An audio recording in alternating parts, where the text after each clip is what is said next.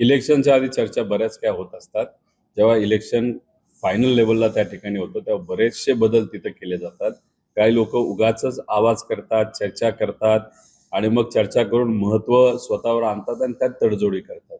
त्यामुळे काही प्रमाणात काही लोक विकासात्मक राजकारण करतात आणि काही लोक याच्यातून फक्त फक्त आपलं कुठेतरी चर्चा झाली पाहिजे, बातमीत आपण आलो पाहिजे या अनुषंगाने वेगळ्या काही गोष्टी करण्याचा प्रयत्न त्या ठिकाणी करत आहेत.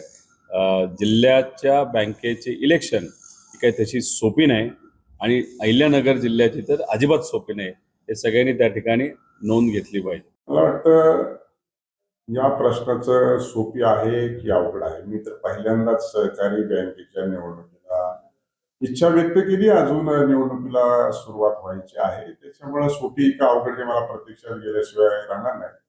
पण मला वाटतं मतदारसंघ सोडून जे 5-5, 6-6 महिने संपूर्ण राज्यभर फिरतात आणि त्यांना काही महत्व कमी करायसाठी फिरतात का, असं जर विचारलं तर या प्रश्नाचं उत्तर त्याच्याशी आपल्याला मिळून जातं. आणि म्हणून निवडणूक सोपी का अवघड, प्रत्येक निवडणूक ग्रामपंचायतीची असो का लोकसभेची असो, सोसायटीची असो का जिल्हा बँकेची असो, निवडणूकच असते. निवडणुकीच्या कडे त्याच दृष्टिकोनातून बघितलं पाहिजे. त्यामुळे प्रत्येकाचा बघण्याचा दृष्टिकोन वेगळा आहे. त्यामुळं जे काही अनुद्गार काढलेले आहेत तर ते मला वाटतं की मी यापूर्वी कधी त्या निवडणुकीला सामोरं गेलो नाही. त्यामुळे सूचना योग्य आहे. निवडणूक सोपी नाही, परंतु मी ती सकारात्मक भूमिकेतून घेतो आणि निवडणुकीला सामोरं जात असताना त्याचं नीट नाटकं आकलन करून विचार करूनच मी निवडणुकीला सामोरं जाईल.